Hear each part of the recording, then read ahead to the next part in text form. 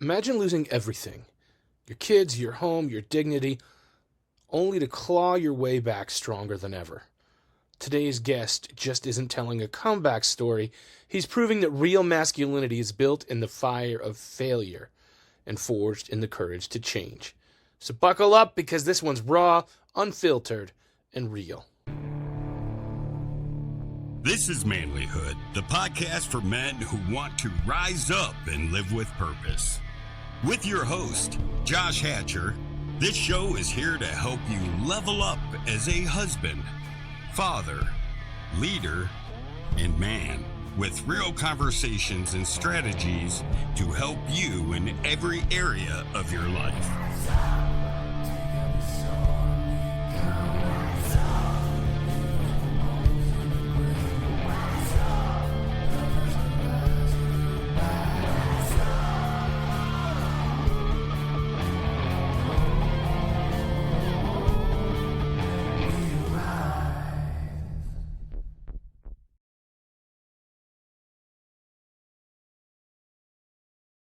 Welcome to Manlihood, the podcast for men, where we cut through the noise and we get to the heart of what it means to be a man.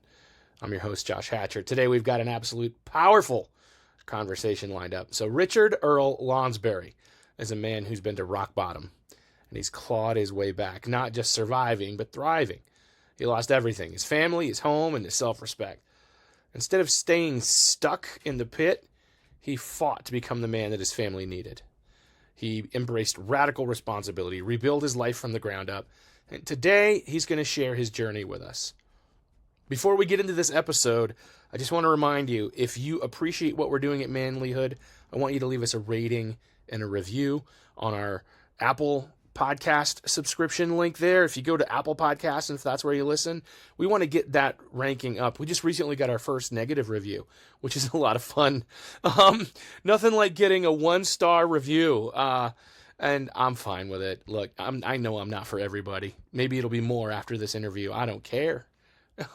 I'm okay with the fact that not everybody is going to like me and what we do here at Manlihood. That's fine.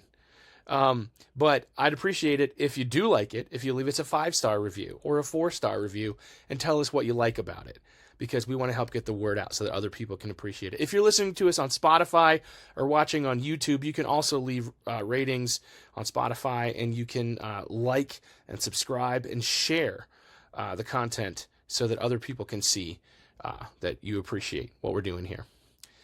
Guys, also don't forget to check out Manlihood Plus. We've got exclusive content only available there for a low subscription rate, and it's good content, so make sure you check it out.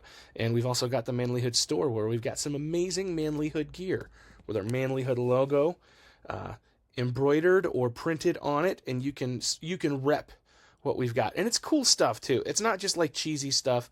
We've got nice stuff. So just go to manlihood.com and click on the store link for that. So guys, again, today we're going to talk about masculinity, leadership, codependency, faith, fatherhood, and what it really takes to turn your life around when you hit rock bottom. So get ready for some wisdom, some laughs, maybe even a few gut punches of truth as we talk with Richard Earl Lonsbury. Richard, it's great to have you on Manlihood today. How you doing, man? I'm feeling manly, and I live in the hood, so this is actually ordained. So this is I live in Inglewood, bro. Like Inglewood, like that Inglewood. So, I'm here, bro. Let's dance. Dude, I love it because you're such a smart aleck, and I love following your posts because you're a smart aleck. And I feel like if I was your third grade teacher, you'd be in the corner every day. Is that accurate? Is that accurate? I'm still there. What are you doing? Energetically, spiritually, I'm still in the corner. My third grade teacher, what was her name? Miss Jane, I think. Yeah, I think I caused her a mental breakdown. Yeah, I think so. I had Mrs. Irons, who was a very strict third grade teacher, and she loved me. She appreciated my creativity. She did not appreciate my messy desk. So she actually appreciated my smart aleck comments because they showed creativity. She did not appreciate my messy desk, which apparently is a sign of creativity, but she did not appreciate that. Can I tell you something, bro? Yeah. You seem like the type. Makes sense. I'm kidding. I have no idea if you're the type or not, bro. I think that's Yeah. hilarious. Yeah. That's awesome. So, so Richard, tell me Mm. about yourself, man. What's up with you? What's going on in your world? And tell me about the work you do, man. Mm. Well, the reason why I think I would be a really good CFO for the Manlihood podcast. It's a really good question. I got nothing, but A good CFO for Manlihood. hey man, you'd be just like most coaches in this space, so it Right. wouldn't be too far a stretch. Right. But I'm really what a question and what an opportunity to like either be the most pretentious version of yourself or the realist, Right. right? Right. Well, And that's actually why I ask it that way, because it's revealing. And some guys are really pretentious when I ask that question, and most aren't. So I'm hoping that you be yeah, real. So yeah. I want to do the anti LinkedIn version, right? sounds good. Sounds good. My name is Richard Earl Lonsbury. Um, I am a lot of things. One of the things that I think got me here on this show, right, with you, is I spent my entire life not knowing what it meant to be a man, and as a result, it cost me both 34 years in the wilderness, right, a string of very dramatic relationships, and all of which exploded in my face. Most of them were my own fault, but until this year, they were all their fault. Until hashtag masculinity, hashtag take responsibility for your freaking life, right?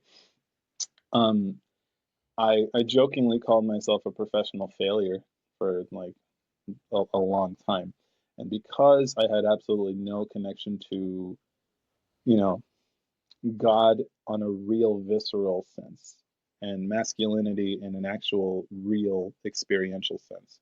I lost custody of my kids. I lost my entire family. I didn't set a boundary or even stop my wife from getting it, like relapsing on heroin. In fact, it got like I was such a codependent, like wuss. I drove her to her dealer, right? Middle of the night, kids in the car, they're asleep, and I'm driving her down to Skid Row in Los Angeles to go and pick up smack. Why? Because I was afraid of her. I didn't want her to be mad at me, right? And if she started yelling and I started yelling, we wake up the kids and da da da da. And that little boy, that dysregulated, super just afraid of his own shadow, it cost me everything. And I'll be honest, like, I don't have it all back, but being able to reconnect with God on my on my journey, right? A surrendering to the universe, to love, as it were, and diving in on this hero's journey of understanding what it really means to be a man and what masculinity truly is, and masculine energy, feminine energy, and the intentionality of creation, right? Um, Helped me develop myself into the man who would get them back. And I get custody of my kids back. I help my woman. She's 3 years sober, off of heroin and off of methadone, off of alcohol, right? And she calls me safe. It's never happened before, right? I was able to from this place of not embodied, because I'm not complete. No one is ever really complete, right? Especially in their embodiment process, or in the you don't reach the thing. You know what I mean? Like, this is a mountaintop with no cap, right? Especially as it relates to becoming the men that we want to be. If you reach it and you're like 40, okay, just die. Like, what else right? Like, what else you got to do? But for me, being on this journey and actually like choosing to climb this mountain has helped me to get my family back after screwing everything up royally. Creating a coaching practice out of the trunk of my car, right? Like, Liv did the numbers. I had no idea that I had made like 70K just like with like the skin of my teeth, grit, and like oh, and that's the most money I'd ever made in my entire life, in my professional life, right? Like I was a Domino's pizza delivery guy before this, and I made $25,000 a year, you know? So all of that to say that I'm a dude who screwed up his life, like at a level that you could, like, I couldn't imagine it was possible. And through divinity, God, right, and going on this journey to find out what is a man, and more importantly, what and who is the kind of man that I want to be. That level of desire and intentionality, right? Like my mentor, John Maxwell, says, most people tolerate their lives, but few people lead their lives. When I understood that to be a man, actually, leadership is a fundamental component of it, caked into our DNA, everything changed. So that's at this current moment. I'm a dude who blew up his life because he didn't know what it meant to be a man. Found out, I got it all back, and now I'm taking a stand, right, for like men, because I see it as my responsibility to share what I learned, right, so that no one else has to be homeless in a Nissan Sentra with their wife peeing inside of a Jack in the Box cup, you know, because it was during COVID, the world was shut down, right? There were no bathrooms, you know what I mean? And like having to like find a park for my woman to go to the restroom in the middle of the night so we wouldn't get arrested, and having my mom and my dad raise my kids for 2 years, you know, and I can only imagine how embarrassing it was for them, right? In my 30s, mind you, right? Like, and so yeah, man, like that's me right now in a nutshell.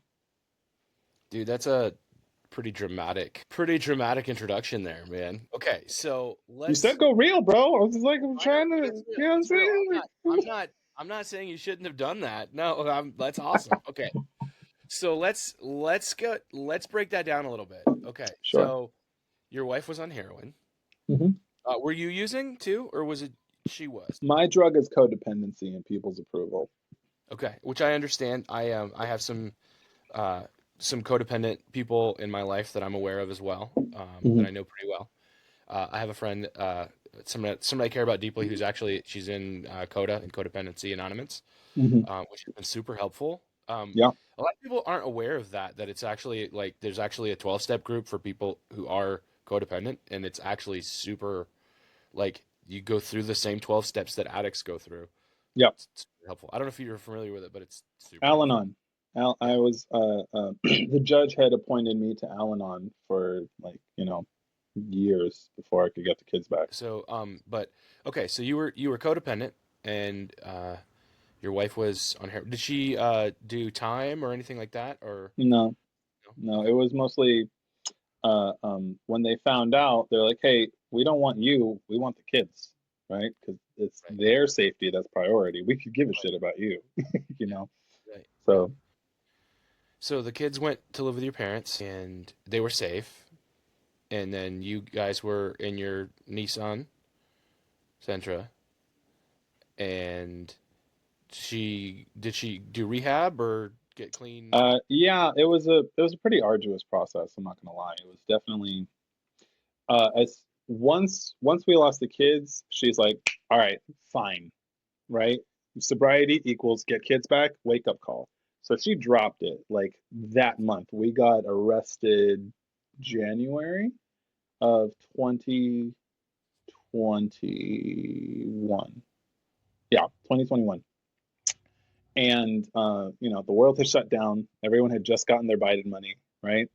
And like we get arrested in downtown Chicago because we actually ran.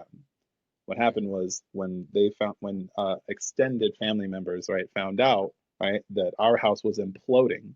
Okay, calls were made, right, organizations got involved. Hey, this is officer such, such and such, and we have a warrant out for the kids, and we're like, screw that, right? Because wifey, she grew up in foster care, and what from her experience and from everyone I've ever spoken to that was in foster care, that's like an acceptable Auschwitz, you know, like Right. in the American system.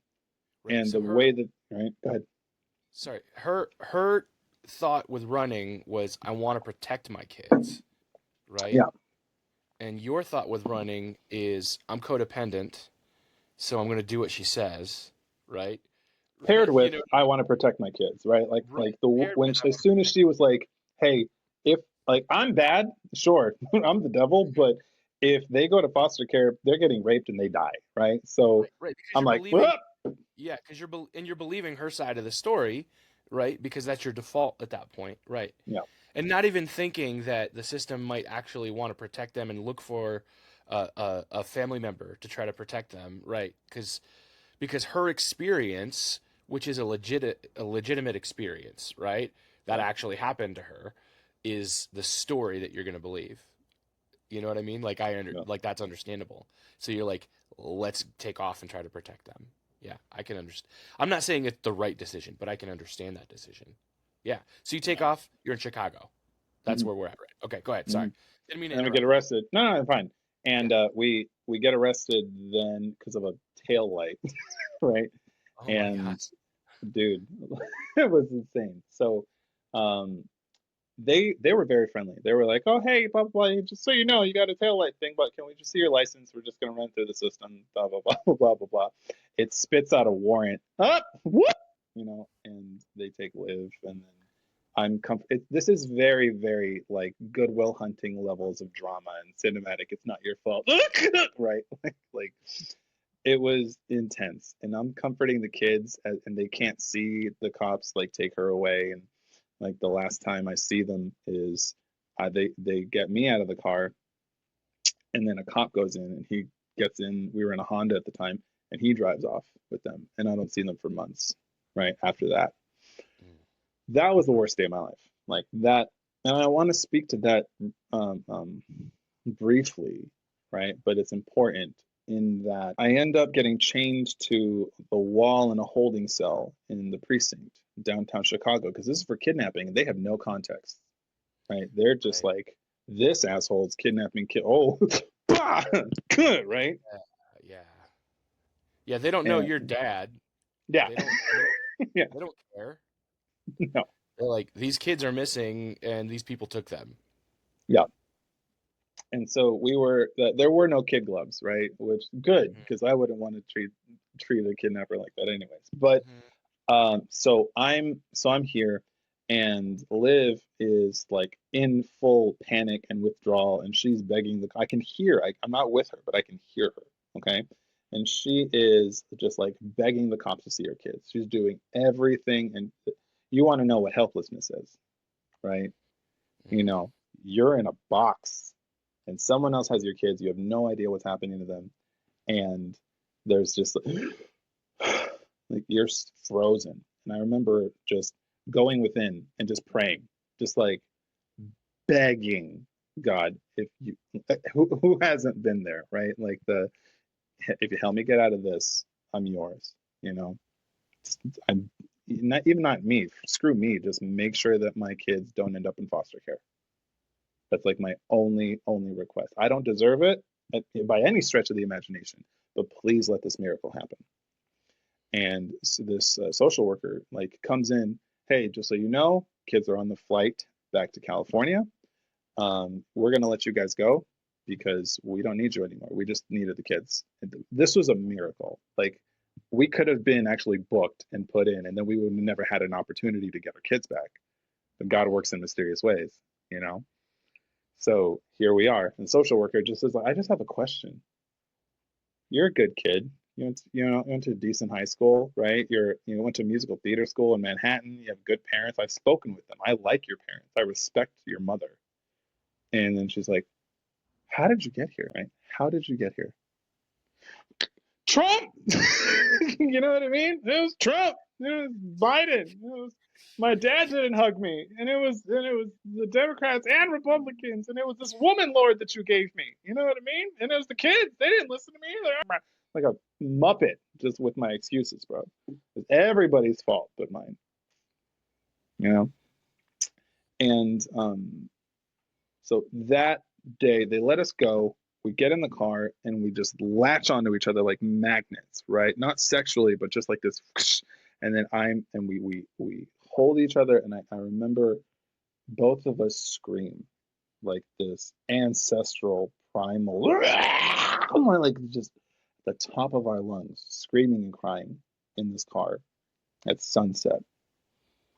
And I was like, we need to get them back. And this is what I wanted to emphasize, is that it wasn't a process of doing what the social worker and the judge said. The only way we're really going to get them back is by changing and becoming better people, right? And for me, that meant learning what it meant to become a better man. I have paperwork that says biological father does not make safe decisions. What are safe decisions? Oh yeah, you got to know yourself. And because my heart was like, this is the wrong thing. Taking off, leaving California, hiding in the Midwest, everything in my heart said, this is wrong.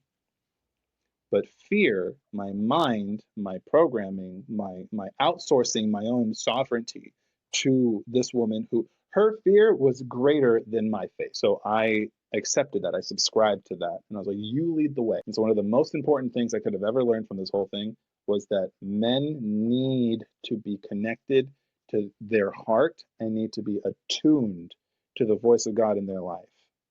Because sometimes, and this is an important component of leadership, you have to be the one to make the hard choice. You have to be the one to make the decision, even if it's the unpopular one. And even if it means, yeah, your woman's going to have to be in rehab for a while, and you're going to have to get 2 jobs and have the kids and get all the help from your parents and eat that, right? But I didn't.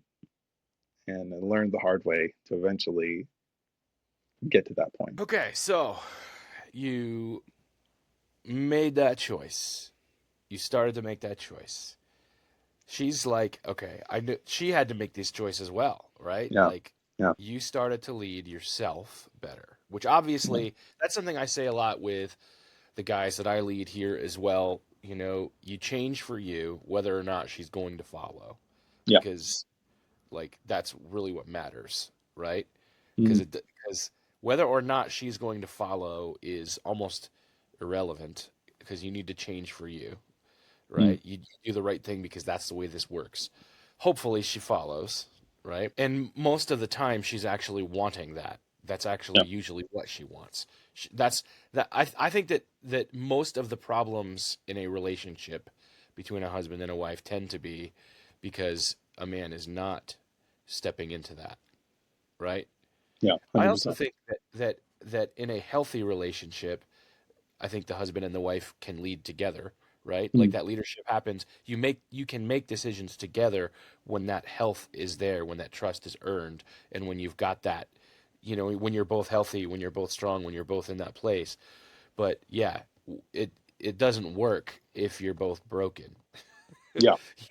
And when you're both leading out of that brokenness, it's not gonna work, But so fast forward, she gets clean, gets home, right? Because she went away to rehab for a little bit, and then came home. There was an outpatient rehab, so she was able to just go all day and then come back at night, right? Which was a really big godsend. And so I would help take care of her, at home, and then they would help her during the day. Okay. Outpatient rehab is awesome. Yeah, that doesn't happen a lot. Yeah, we were lucky. Yeah. So how long were you guys homeless then? Like 2021 to about 18 months. About 18 months. And so we couldn't be, my mom lives in a small town called Lompoc, right? And that's about 3 hours north of Los Angeles. And we had to stay in LA, right? Even though we don't have a home, we had to stay in LA while we were doing this case. So we had this case plan, and our visits were in Lompoc. So there was a lot of every weekend we would go over there and then come back and stuff. And that definitely took its toll, man. A lot of driving. My God. And, and in LA it would take LA traffic makes that driving amplified, ridiculous. Oh man. So you get through that process. At what point? What was it like when you finally get to the place where it's clear and your home gets put back together? Like what happened? How did that go? I'd say one of the biggest things to identify was who was in my life at the time. Mm-hmm. Like, I was surrounded by, like, my mentor. His name is Sanyika, the fire starter street, right? He's a men's coach, performance coach, leadership dude, performance artist, big buff bald black dude, right, with big biceps, and he's just like whooped the shit out of me, and in with love. And that's one of the important distinctions I think that so many of us miss, is some of us had the tyrannical father, right, who made a man out of you. So yeah, you have a six-pack and have a six-figure job and you get things done, right? But it's always out of fear of daddy eventually, taking off his belt, right? So there's this fear, and then there's not a lot of love. And then we had the loving passive fathers who were like, have sex, be free, we're the cats of 63, right? Like, just like absolute, like, you know what I'm saying? Like, like, so there's the soft boy, right? And then there's the tyrant. And I believe when I first experienced both in a healthy context, it changed, it activated something within me. You would have this tongue lashing, like, what the hell, Richard, right? You know what I mean? And then I'm like, hey, I'm doing this because I love you, because I believe in you, and I see you as 10 feet tall. And that energy, I believe a healthy, embodied masculine man contributes that, to his kids, to his woman, right? Holding this higher standard. And because he holds the line, everyone just can't help but fall into place and rise to that, And so I had men like that all around. So it was very, very difficult for me to fall back into old patterns of behavior, old thought patterns of victimization and blaming. Every single time I would go to them, oh, she, right? And then, okay, how are you responsible for this?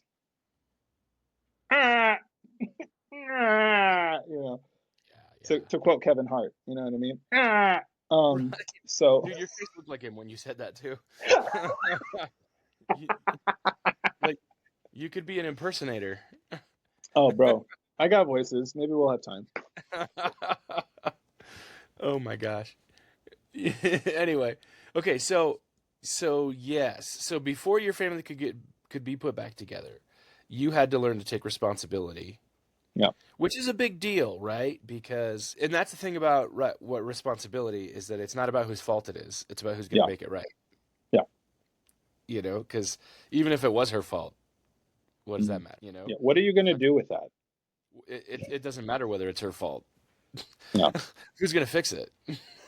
It's got to be up to you to fix it. Or it's not going to get fixed. She's in, like, at that point in her life, she was incapable of fixing it. Even if it was your kid's fault, right? Yeah. I mean, it wasn't, but even if it was, they're incapable of fixing it. The only person in that situation who had any capability of doing anything about it was you. Yeah. And so it's up to you. So if you can then accept responsibility for saying, I will make this right, then you can move forward. Which is awesome. That's powerful. I'd say that's the fundamental shift that changed everything, right? I was having a conversation with my mentor, and I said, this is a lot, right? And he's like, I can respect, and I hear that you're saying that it's a lot, okay? My question for you is it a lot, or is it just Tuesday, Right. And then he was like, the reason why men don't have extraordinary results in their lives is because they're not willing to take radical responsibility. Radical responsibility is different in that I'm taking ownership of it all. Thought, word, deed, feeling. You know what I mean? And like trajectory and that level of finger on the pulse, right? Requires so much work. It requires so much work to become that self-aware and that intentional about your being, who it is that I am being in this world, how I'm thinking, how I'm feeling, how I'm choosing to act and show up. And I had no control over any of those things, or at least I was under the illusion that I wasn't. I was under the illusion that I had no control over those things. And why do we outsource that? We outsource that because if she disapproves of me, she might leave me. Then I'll be alone. Then I'm faced with, what I'm unlovable. So many men are terrified of losing love because we've been conditioned to believe that I have to earn this somehow, right? Like God was like, hey, dance for me, monkey, right? And then eventually I'll give you a cookie and I'll love you. That's not how love works. That's not how God works, I believe in the unconditionality of it all. And so, but that's me outsourcing. And then when I decided, okay, you know what? Even if it is her fault, which it wasn't, because who drove the damn car? Right. And the other side of that too is at the end of the day, she's responsible for her decisions. You're responsible for your decisions. And if she chose to leave you, then she chooses to leave you. And then you pack up and you figure that out. Yeah. You know what I mean?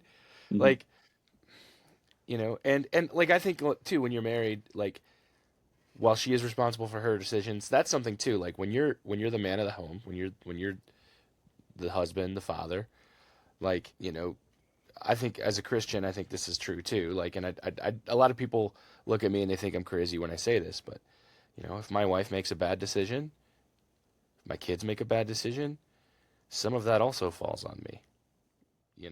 Right? My God, like we can't be more on the same page here.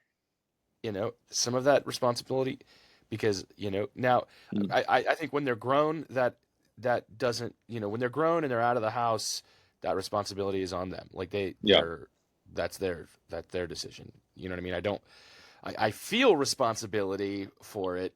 You know what I mean? But it's not. It doesn't mean that it is my response. Like I've taught them, and then they're making their choices. Do you know what I mean? Yeah. I feel responsibility, and that makes it harder then to recognize that it's still their responsibility. But like I do bear responsibility for the choices that are made in my family. Do you know what I mean? Mm-hmm. But at this, there's a certain degree of that, that, so I feel I'm held accountable for what happens. At the same time, like fully recognizing and understanding, like respecting everyone's autonomy. I want to make sure everybody does the right thing. So I try to lead. That's leadership. You know what I mean? Everything rises and falls on it, right? You know? So how about I just try to lead well? But and I'll say to that too, man, like that's what you're made for. At least that's my perspective, right? It's like that is what a man is. I think that the problem is that our culture has a picture when we say that, our culture has this picture that when we say that a man is meant to lead, they like transpose a couple letters there and they think that we're saying a man is meant to lord. Do you know what I mean? And, like, we think that we're like saying that a woman is meant to lick our shoes. You know what I mean? And that's not what we're saying. You know what I mean? Like we're saying a man is meant to serve, where we're saying a man is meant to bear responsibility, that a man is meant to, we're not saying that a man is owed anything. Like the weight is heavier for a man if he's leading. That we're saying that a man has a higher price to pay. We're saying that a man has a bigger job to do. We're not saying that a man deserves subservience, you know what I mean, or obedience even. That's my take on that. Like, that's not what we're saying, at least, like if my wife tells me no when I tell her to do something, like she doesn't get a spanking. That's not what I'm saying at all. You know what I mean? Like, but somehow our culture has this perspective that that's what I mean. And I'm like, you guys are missing the point, Yeah. So. No, my wife gets a spanking. She gets, but different contexts, right? No, man, I'm not, no, like I love my wife, but no, man, no, we're not playing that game. So for clarity too, for anyone who's misunderstanding what the hell I just said, I'm just talking about smacking that ass during sex. I'm not talking about she said. I know what you're talking about. I'm not playing that game. I know what you're saying. Someone's like, oh my God, he actually beats his wife. When she tells him no, kill him. I'm like, No, I knew what you meant, and I'm still not playing that game. you haven't lived, bro. You haven't lived, man. Still not playing that game. I was having such an interesting debate with a wonderful, wonderful leader and men's coach in his comment section, because he said, I've never met a secure man who likes being called daddy. Right? And I was like, I love it. Like, what are you talking about? Like, I love that, right? And we just had a really interesting, just back and forth about it. I thought it was a really great conversation, just an opportunity to sit back and reflect as to why. And it's like, are you just wounded and traumatized and dysfunctional, right? Or is it just like, is there something primitive, passionate, right? And it feels good, just something to offer on that. And as it relates to deeper levels of intimacy and authentic relating. Yeah, for me, it just sounds creepy. So, Mm. but I mean, and maybe it's just, and I'm not condemning anybody else's bedroom habits. Yeah. But I think maybe it's like being somebody who like our relationship in that way is probably way more vanilla than most people. Do you know what I mean? Yeah. So we have a very tender and gentle Yeah. approach to things, and that's honestly very fulfilling. Yeah. But also, which I commend, by the way. Right. But also, like outside influences have been damaging, so we don't allow outside influences, right? So like pornography and things like that. So it's not like there are like other things saying, "Ooh, let's try this idea to spice things up." So so it's not like there's that in there as well. Do you know what I mean? Yeah. So that's what our romantic and sex life looks like. But like I know being referred to as daddy, like the father of the children, is one thing. Yeah. Like that's different, than I don't know. There is something kind of creepy about it in sex, I think, to me. Like I understand, I don't like that. But however, whatever. That's you guys. You guys work that out. But you know what though? I will tell you, dude, when it comes to sex, I'm 46, and like here lately, having lost some weight, gone through some hernia surgery, and after having, some dry spell as a result of, the pain from the hernia and the lack of libido from the weight that I had put on. So we're like, okay, we're going to get this figured out now. So we're going to make this work. So I get, the kids are all out of the house now. So let's see what happens, man. Let's crank it up. Anyway. It's funny. I'm gonna turn that back around to what you were saying earlier, just about leadership and the misinterpretations of it, right? And like the different, very negative projections that are put on it. I love what you said. I agree with that. And I heard a beautiful quote. Leadership is not just taking charge. Leadership is caring for the people in your charge, like caring for them. And every single man I've ever worked with or spoken on as it relates to this topic, they see leadership as their offering from their core. So you had GS on, right? Like there's this concept of the masculine core. What is it that actually makes you feel? This is important. Feel like a man. Part of that is mission. And there's this, right? There's this, the ancestral hunter within you, right? The warrior energy, that spirit that has you devoting to something greater than yourself and wanting with all of your might to take the people that you love with you, put them on your back and take them with you to the promised land, right? Deeper levels of connection, of intimacy, right? Of all sorts, of experience, and really squeezing all of the juice that you possibly can from this life. That's what we have to offer. And one of the things that I find so beautiful about it is that when a man truly connects and internalizes this, he becomes so safe, and he devotes himself to being expanding his capacity to be everything, because it's not easy, right? To be the breadwinner, to be the big shoulders, to sometimes have to be the cook, to be the one that not only do I have to pay for this thing, but I also have to like be emotionally available, and I have to learn what that means, you know? And it's like, yeah, I'm so mad at you. Okay, tell me more. Versus, oh Jesus God, here we go, right? Kill me, you know? And on top of like all of the different pressures, the not knowing your place in this world, like purpose, how we what is the the ratio for suicide is disgusting, right? It's unparalleled, Yeah. it. And so what better gift than to help a man discover and arrive at the conclusion that he has such a beautifully divine purpose to serve at the highest possible level, and that is something that is authentic to how he was made. That energy makes you so sexy, right? And so many guys are like, well, what's the hack? What's the red pill trick? What's the YouTube? Because they take themselves to YouTube Academy, right? And they're like, most of the time, a lot of guys come to me because they're like, their wife just won't fuck them. Like, that's it, right? Like that's it. And I'm like, okay, well, how are you showing up? No, it's not about me. Going back to the social worker, Richard, how did you get here? Right? No, it's not about me. It was Trump. Trump, right? And back to the Kevin Hart like that's it. That's what they sound like.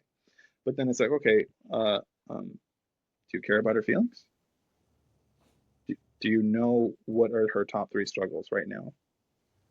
Right?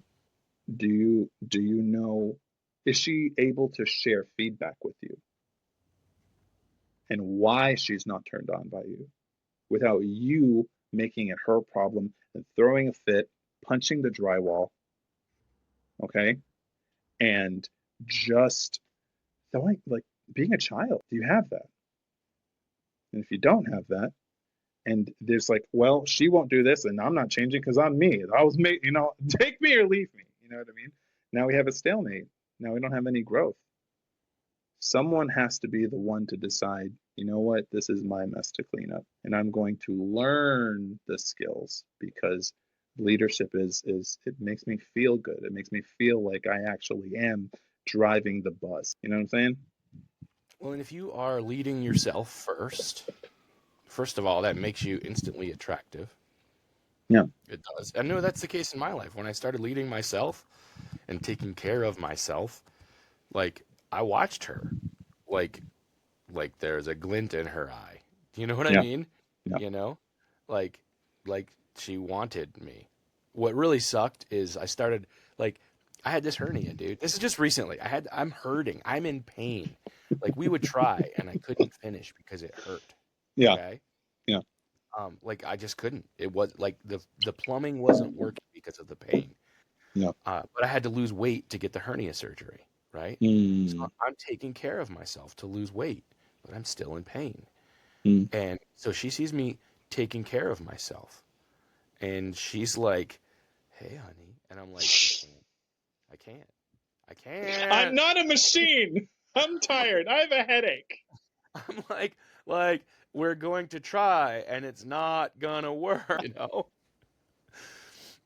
and that's only gonna frustrate us, Yeah. So, but it's fixed, so stuff's That's working so cool. again. Congratulations. And no, but seriously though, like, but back to what you're saying. So you start taking care of yourself, and when you can take care of yourself, she notices, and then you start taking care of her. What are her needs, dude? Pay attention to what she needs. Does she feel safe? Does she feel seen? You know what I mean? Like, does she feel heard? Like, are you paying attention to her? Like, it's so simple sometimes. The way that I break it down for my guys is, have you ever held a baby chick, right, in your hand? Yeah, we I'm sure raised that chickens. you have. I'm sure Yeah. that you have, right? And what is it? A couple pounds of pressure. That thing's, but you're so hyper aware of that. Like a man who's actually connected to his body, right? That can feel his feelings, that is connected to his heart. He's so aware of this. And he's like, a couple pounds of pressure and this thing is gone. So how do I want to be? Oh, let me be a big, strong dude who's gentle with this. Let me just take care of it. Okay. Oh no, let me gently put you down, right? And let you go back to your mom. That's how men have to learn how to be with a woman's heart. The secret hack, right? Just this was worth all 46 minutes of me, blabbing on about my very traumatic past, okay?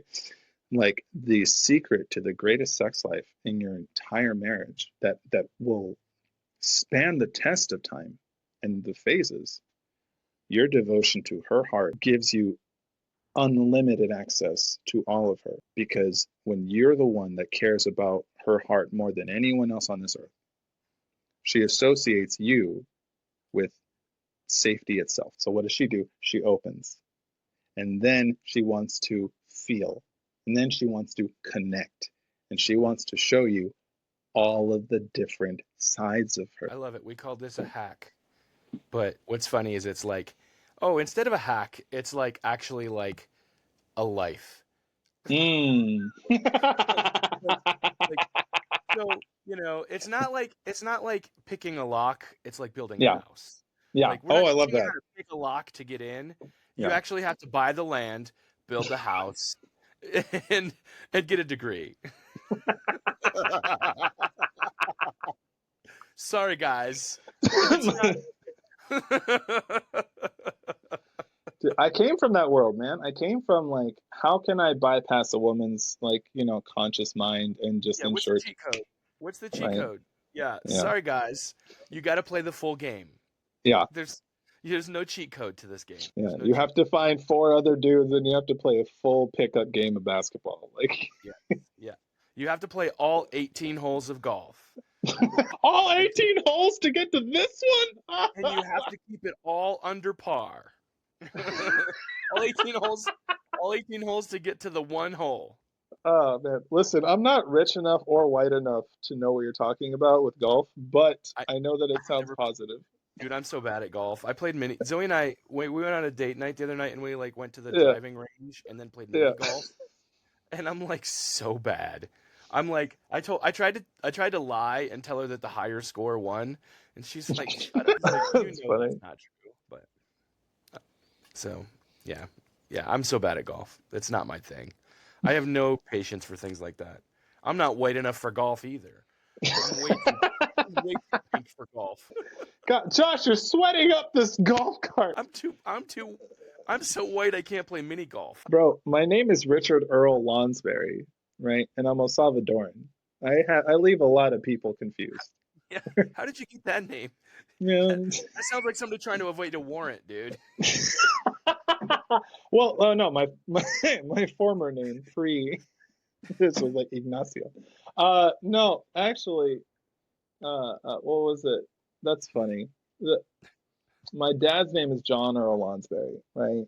And they come from the England Black Irish side of things, and my mom comes from the motherland. She comes from El Salvador. All my grandmothers actually come from there. But I like yours better. I like your reasoning. I think they named me that because they wanted me to go to college. I'm like, psych, joke's on you. I'm going to acting school. Okay. Somebody's going to watch this podcast and be like, Josh is so racist. I'm not racist. I just appreciate a good joke. Dude, I'm over it. I'm good. Yeah. And it wouldn't matter. Like, if you were white, I'd pick on you for that. I don't care. It's just, it's funny. And you picked on me for being white. No, I picked on me for being white. Never mind. It's almost like with the name thing. Like Liv and I were joking. We were like, we want our kids to be just traumatized enough to be funny. You know what I mean? Like just traumatized enough. Just traumatized enough to be funny. What did you name them? Well, they have great names. No, Olivia is the queen at naming names. We have Evelyn, we have Harrison, we have Elliot, and Helena. Okay, right? Yeah, that's just traumatized. Yeah, because they're gonna misspell it like a few times. Well, for Helena, everyone's like, Helena? Helena? Helena? Helena. Helena.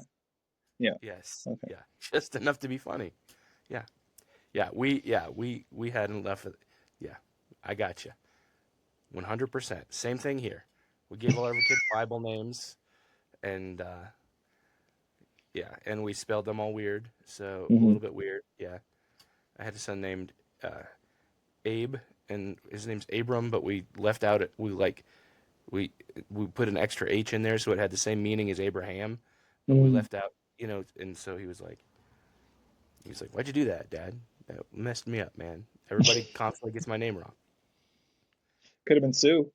Could have gone full Johnny Cash on your ass. You know what I mean? That's what would that you can change it if you want. So anyway, hey man, I got a couple questions for you. I like to ask questions for all of my guests. Yeah. So the first one is this: what does it take to be a man? Initiation. There comes a point where you have to, and without even being funny about it, but like, stop suckling your mother's teat, right? Like energetically, metaphorically.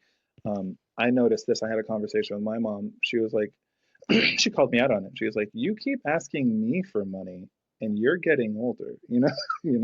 Like it's the other way around me, huh? You know what I mean? Why aren't you sending it?" Oh my God. Right. So I was like, absolutely. I'm starting to send, because when you're a kid and you're a little boy, most of the time you're just consuming. You're just taking from everybody. And that's not wrong. You're supposed to. It takes a village, right? But you're just taking all the time. And then when you think about your relationship to the feminine, oh, I want her, right? I want her to do these things, and I want her to blah, blah, blah, blah, blah. So much of my life was taking and consuming. And then God puts me through this initiation, forged in fire, right? And that's where I learned that a man gives.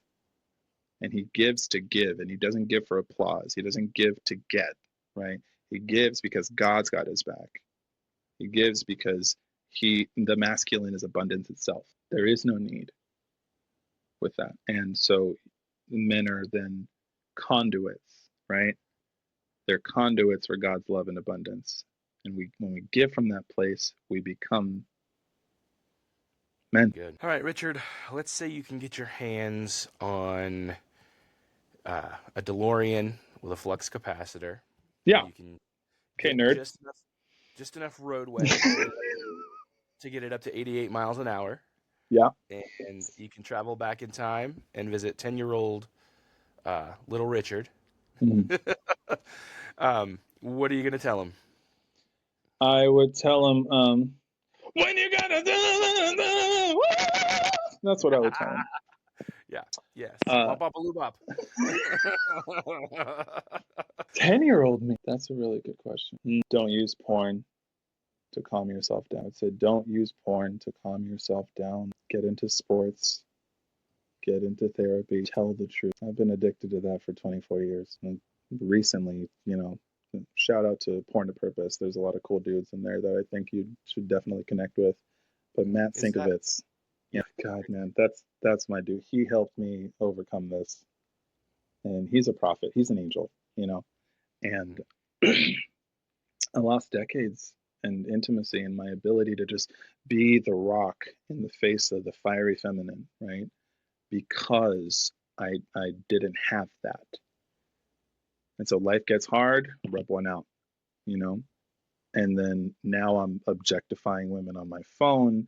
Now I'm angry. And then there's you're not clean, right? In so many different ways, but especially with respect to leadership, because then you're serving with attachment, and then you have this darkness, and a man who's not at peace with his darkness and hasn't fully integrated it into his being, he lives in shame, and shame becomes his daddy, right? Shame becomes your boss, and you work for it, versus being the CEO, being like, shame, it's okay that you're here, but you work for me. So I would tell him to definitely find a different coping mechanism than porn. Did you get exposed to it pretty young then? Yeah, just like Maxim videos and like the standard stuff, and then the internet came, right? And oh my God, unlimited access to it all, right? And it wasn't like, it was just when I was feeling anything big, but I was feeling big things all the time, right? So I did lose a lot, but I'm grateful for it because now, there's this wonderful book, Breaking the Cycle, by George S. Collins, I believe. And he was interviewing like men in their 70s and 80s who were finally overcoming this addiction. And one of the men was like, near death, and he's just crying his eyes out, and he's like, tell the young men, right? If you were to do anything in this life, tell the young men, because they don't deserve to live a life where they can't look at a woman or talk to her, right? And have those amazing relationships, because society is over sexualizing everything. Yeah. You know? Shout out to Matt. Yeah, I need to have him on again.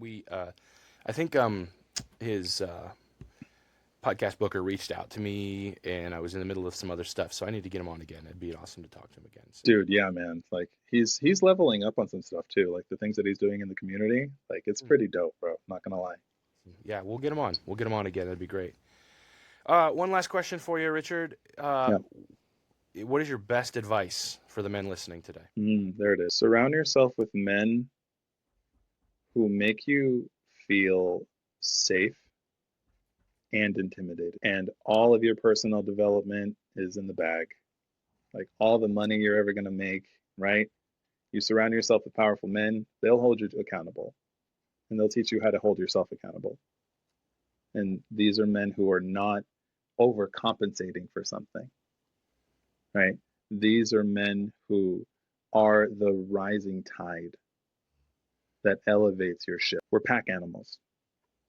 We've forgotten that. The idea that you're a lone wolf is an egoic, arrogant delusion that you've been sold, and it's killing you. So surround yourself with a wolf pack of, I'm not going to say alpha males, that's just stupid, but like of embodied, powerful men who stand for things, even if you don't agree with it all, but they stand for things and they teach you how to do the same. Your life will take off faster than any book, any coach, any program can get you. Awesome. That's great advice, man. I really appreciate it. If our listeners want to connect with you and the work that you're doing, what's the best way for that to happen, man?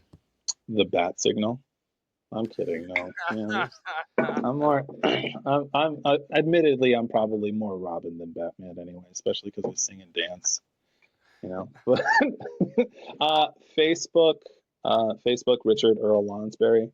Instagram at The Restored Man, RESTORED, man. And my TikTok as well. Some of the best content that you'll need to know about me is on there. It's on TikTok. It's at The Restored Man as well. Socials are the best way of getting a hold of me right now. Awesome. We'll make sure to link to those in the show notes. So if you're watching on YouTube or listening on the podcast, just click the description and you'll see those links and we can connect with you. So, hey, man, I really this has been a fun conversation. I appreciate that you're a goofball. And, and we can have some fun while we're talking too. So thank you so much for being on the show, buddy. Yeah, man. Thank you for having me, bro. Love you, man. Appreciate it. Thank you. Appreciate it very much. Let's dive in. Richard, thank you so much for taking the time to be with us here on Manlihood today. I appreciate you. I appreciate your sense of humor. And I'm glad that you clawed your way out of the gutter, dude. Not everybody can do that. I know a lot of people who ended it there, a lot of people who stayed there. And I appreciate the fact that you said, not me, not anymore. And yeah, I appreciate that you're also helping other people climb out of that hole. So you're doing good work, man, and I'm grateful for you. Thank you. Thank you for encouraging me too, man. You're always sending me little messages to encourage me and press on. When we got that negative review, you're like, hey, man, are you okay? That was a pretty scathing review. And I'm like, yeah, dude, I'm good. I actually wasn't bothered by it, but I appreciate that you noticed it and you encouraged me. You wanted to make sure that it didn't like take the wind out of my sails, because you're a good dude and I appreciate you very much, man. So anyway, guys, I just want you to know that if you want to follow what Richard is doing, make sure you check out the show notes. We've got a link to him. If you're interested in his coaching or the other things he's doing, go check it out. And as always, guys, we've got all kinds of stuff for you at manlihood.com. Go there. You can find where you can subscribe to Manlihood Plus. You can see our store. You can find the books that I've written. All that stuff is available there. I love you guys. I'm proud of you. And I'll see you next time. Thanks for being part of Manlihood. Now it's time for you to rise up and take action. Join the Manlihood Man Cave, our free Facebook group, and connect with the other men on the same journey. Don't forget to subscribe, leave a review, and share that episode with a friend. For more, visit manlihood.com.